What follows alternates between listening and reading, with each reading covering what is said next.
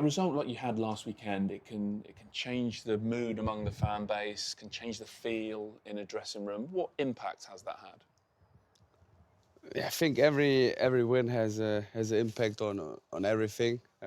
I literally don't overreact when the results are too bad. I don't overreact when the results are good. So I really try to stay stable, to focus on the process, to trust the process, to focus on every day, and to focus on the things you can influence. In some moments you can influence the result, and in some moments you can't influence the results. But what you can influence is that you have every day the right work ethic, that you try to be on the pitch every day, try to be the best version you can be, and then I'm sure that long term you will get the rewards for it. So how do you reflect, not just on last weekend, but on what you've done so far this season? Yeah, overall, of course, we could have more points, but in the end, if you focus only on the performances, we are satisfied.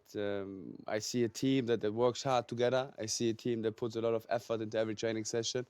I see a team that sticks to our values, that sticks to our principles, and therefore I'm really pleased how the boys are doing, how they integrated the new players, how they show their show their effort every training session, and therefore, of course, regarding the points, we want to have more, but regarding the performance and how they act and behave to each other and support each other, I'm quite happy. I'm sure I'm not the first person to put this to you, but your record against the Big Six, so it's a crazy record since you took charge. 9 wins, only 2 defeats.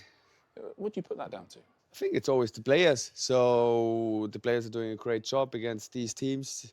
They try to play with courage. I think it's very important. They show character. They face adversity in these matches. You always have to face like big challenges. You have to be stable in your mind. And then of course they have a lot of individual quality. So therefore we have a nice record against these teams. Now it's about getting the same record against other teams. That's the main thing, and you only can get it with consistency in the approach you show, consistency in the training sessions, consistency in performance, and then hopefully we get also the results against other teams. So, yeah, with respect to Wolves, is this the type of game, and I think a lot of people will think back to that Wolves game at home last October, is this the type of banana skin game that has tripped you up? I think that in the Premier League, honestly, there's no easy game. You shouldn't underestimate any opponent. When you look at Wolves, they of course they only have 1 point so far, but when you look at their performances, they can beat every team. So last weekend they had a very unlucky draw against Tottenham. They played a very good match, and all the matches I saw so far were quite like very tight. So the momentum wasn't on their side. Therefore, we never underestimate an opponent, and we should have the same approach like we have the approach against any other team in the league. We always said we want to challenge the establishment, and challenge the establishment doesn't mean only to challenge the establishments when you face them. Yeah. You also have to challenge them when you don't face them by having always the challenger mindset and by being a challenger in every game. And that's the mindset we should have. We should be the challenger against Wolverhampton. Can I ask you about Carlos Baleba? Did we see him last weekend take a step back to like his old self after, I think you were asked about it or spoke about it, being understandably distracted by all the speculation that surrounded him pre the window closing? Yeah, I would say definitely we saw Carlos Baleba stepping up. Not there where we want to have him, but it takes time. So we can't expect from him that 1 or 2 games will change his performance or his shape. But overall, I see this week Carlos Baleba training very well, getting back to his values, getting back to his principles, getting back to his strengths. And I'm sure that we will see him back in the Premier League game where he was the last season in incredible shape. And when he gets back to the shape, he has an unbelievable impact on our game. So I want to ask you a few questions about James Milner, because he's obviously approaching a big record.